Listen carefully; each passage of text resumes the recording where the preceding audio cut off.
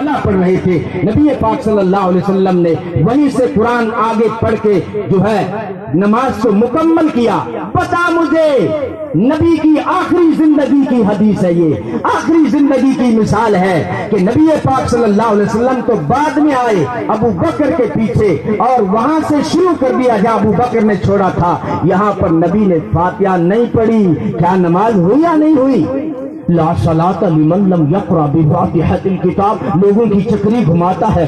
अरे वो उसके मसाइल होते हैं, हदीस का जाहिर अलग होता है, अंदर मन इस्तजमरा फलयूतिर। एक वो बारे जाके आयो गयो तो कमान, लेकिन बड़ा अहले हदीस बन के आ गयो, जो है दिन में 20 मरतबा वितर पढ़तो, 20 मरतबा। तो कोई पूछो भाई होयो के तेरे 20 वितर तो कदे कोई सुनी को नहीं, न तो जमात आला कन सुनी, न उलमा कन सुनी, न और कोई फिरके में सुनी, तू 20 कट्ठे सुनायो। कथन के बरो हदीस में है मनिस्तजमरा फलियोतिर, कि जो इस्तिंजा करे वो वितर अदा करे। तो मैं तो 20 मरतबा हाजत होती है मेरी, तो इसलिए मैं तो 20 मरतबा पढ़ता हूँ, हदीस में है। अब भाई हदीस का मतलब क्या है? ये उलमा ने 10-12 साल ऐसे ही जो है चटाइयों पे नहीं गुजारे हैं। एक हदीस का जाहिर होता है, एक उसका बातिन होता है, उसके अंदर मसाइल निकालते हैं। यह उलमा का काम है, यह इम्मा का काम है। कुरान ने सिर्फ ये नहीं कहा अल्लाह की इताअत करो, नबी की इताअत करो, छुट्टी फरमाया नहीं, अतीउल्लाह व अतीउर रसूल व उलिल अम्रि मिनकुम, उम्मत में जो बड़े हैं उनकी भी इत्तिबा करो। कुरान कह रहा है खोल के देख लेना, फेंकू आदमी नहीं हो, कुरान खोल के देख लेना। व उलिल अम्रि मिनकुम, तुम में से जो बड़ा है उसकी इत्तिबा करना। यहाँ पर देखा मतलब क्या था? नबी ने फरमाया जो इस्तिंजा करे वो ताक अदद ढीला इस्तेमाल करे, और वो वितर पढ़ रहा है। ला युस्का अहदुकुम, क्या है हदीस में कि तुम अपनी जो है कुएं से दूसरी की खेती में पानी न डाला करो। हदीस है अपने कुएं से दूसरे की खेती में पानी न डाला करो। अब ये रियाज जा गया तो कमाने, लेकिन बन के आ गया। जब छुट्टी आया तो उसका बाप अपने कुएं से, बोरिंग से पड़ोसी के खेत में पानी दे रहा था। उसने आके बाप की कलाई पकड़ ली और डेनिया तन्ने के बेरो के ओ के करन लाग रही तू हदीस के खिलाफ चल ले, क्या बाप के यार के हदीस के खिलाफ कर दियो तू है के मौलवी? कहा नहीं मैं सऊदी में जाके आया हूँ, हदीस में नबी फरमायो कि आपके कुएं से दूसरे की खेती में पानी नहीं डालना चाहिए। अरे हदीस का मतलब उलमा से पूछता।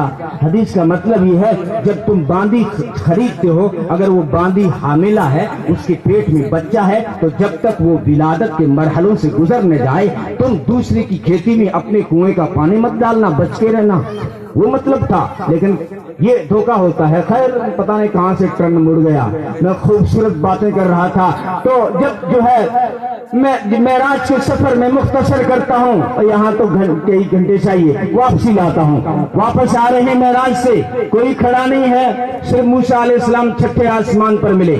जाते हुए सबसे मुलाकातें हो गई। वह पहले आसमान पे आदम अलैहिस्सलाम मिले, दूसरे आसमान पर जो है ईसा अलैहिस्सलाम मिले, तीसरे आसमान पर यूसुफ अलैहिस्सलाम मिले, चौथे आसमान पर इदरीस अलैहिस्सलाम मिले, पांचवें आसमान पर हारून अलैहिस्सलाम मिले, छठे आसमान पर मूसा अलैहिस्सलाम मिले, सातवें आसमान पर इब्राहिम अलैहिस्सलाम मिले, और वापसी में कोई नहीं मिल रहा। सातवें आसमान वाला भी खामोश है, वो खलील है। लेकिन छठे आसमान पे मूसा ने इस तदबीर से रोक लिया कि यार मैंने अल्लाह को तो नहीं देखा, लेकिन जिसने देखा है उसका तो चेहरा देख लो। अब हीला करते हैं, तदबीर करते हैं। क्या मिला कि 50 नमाजें, तो 50 नमाज थारी उम्मत को अनपढ़ पाए, जाओ कम करा के आओ, तो आपकी उम्मत 50 नमाजें नहीं पढ़ पाएगी। मेरी उम्मत को 2 मिली थी, वो भी नहीं पढ़ी, तो तेरी उम्मत ये 50 कहां से? जुल्फिकार अली भुट्टो नहीं था, इसने मुफ्ती महमूद साहब से कहा था कि अल्लाह अगर 50 रहने देता तो ठीक था, हालांकि पढ़ता ये 5 भी नहीं था। तो मुफ्ती साहब को बड़ा ताजुब हुआ, यार ये 5 तो पढ़ता नहीं और कह रहा 50 होती तो ठीक था। तो क्यों? मुफ्ती साहब ने फरमाया क्यों?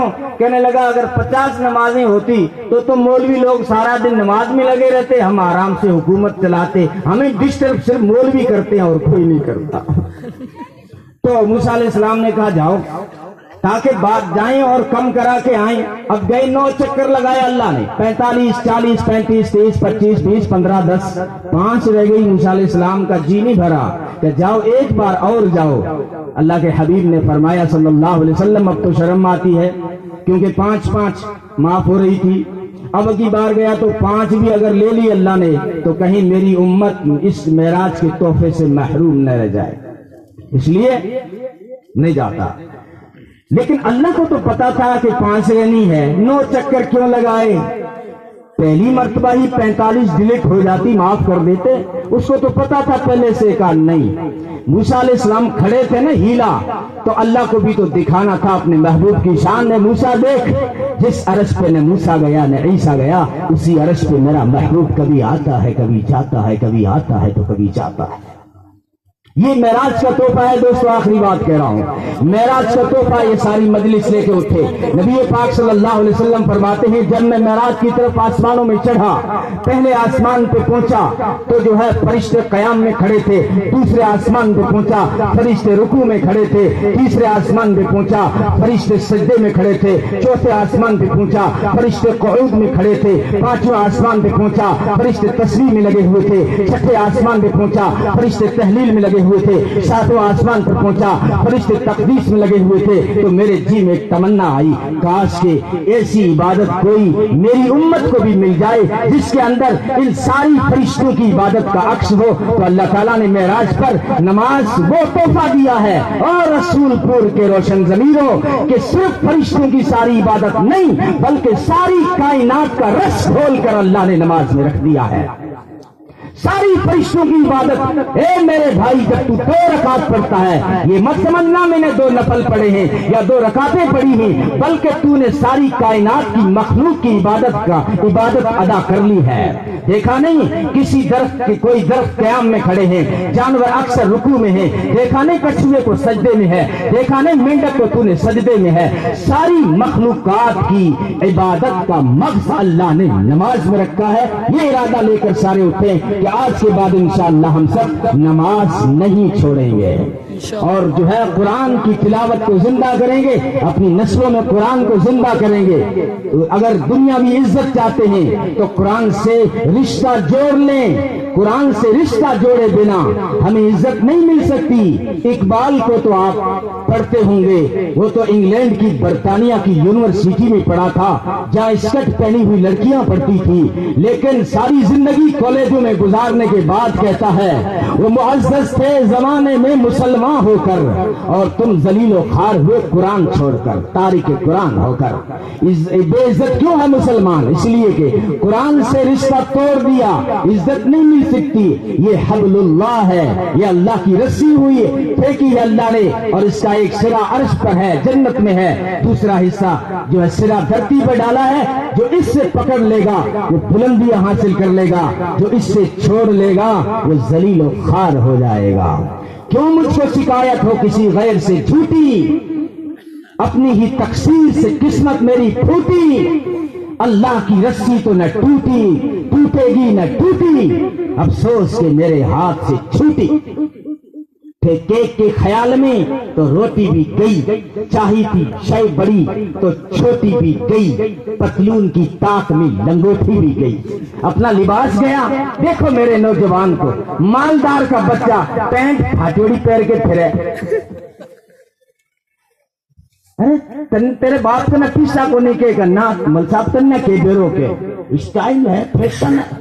ارے فیشن نہیں، مجبوری ہے۔ وہ فلم شوٹنگ میں شراب کے نشے میں چلتے ہوئے لڑکھڑا کے کہیں گر مرا، اس کی پینٹ پھٹی اور تجھے اس کو فیشن بنا کے دے دیا۔ یہ فیشن نہیں ہے، یہ اس کی تو مجبوری ہے۔ لیکن تجھے فیشن، ارے تجھے آئیڈیل بنانا تھا تو اس کو بناتے جس کا میں نے تھوڑا سا ذکر کیا ہے صلی اللہ علیہ وسلم۔ تو قرآن سے وابستہ ہو جائیں، جو بھی اس سے وابستہ ہوا وہ عزت پا گیا۔ مسئلے میں نے بھی پوچھے مولویوں سے، میں نے مولوی صاحب بتائیے یہ رمضان کا احترام کیوں ہے، رمضان کا آ رہا ہے، یہ مقدس کیوں ہے، اس کی عزت کیوں ہے، یہ مہینوں کا سردار کیوں ہے؟ مولوی صاحب نے بتایا اس میں روزے رکھے جاتے ہیں، اس میں تراویح پڑھی جاتی ہے۔ میں نے جب یہی مسئلہ قرآن سے پوچھا نا کہ قرآن تو بتا کہ جو ہے یہ رمضان مقدس کیوں ہے، تو قرآن بولا شہر رمضان الذی انزل فیہ القرآن، قرآن بولا کہ یہ رمضان تو اسی لیے مقدس ہے کہ اس میں اللہ کا قرآن آیا ہے۔ ہاں قرآن آیا ہے۔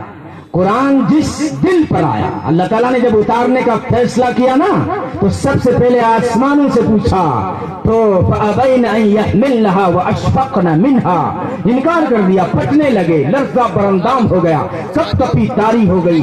دھرتی سے پوچھا، انکار کر دیا، پہاڑوں سے پوچھا، حالانکہ آسمان تو وہ ہے جس کی بلندی کی مثالیں دی جاتی ہیں، دھرتی تو وہ ہے جس کی وسعت کی مثالیں دی جاتی ہیں، پہاڑ تو وہ ہیں جن کی مضبوطی کی مثالیں دی جاتی ہیں، لیکن جب قرآن کا وزن اٹھانے کی باری آئی، آسمان نے انکار کر دیا، دھرتی نے انکار کر دیا، پہاڑوں نے انکار کر دیا۔ لو انزلنا هذا القرآن على جبل لرأيته خاشعا متصدعا من خشية الله، سب نے انکار کر، لیکن اللہ کو تو اتارنا تھا قرآن۔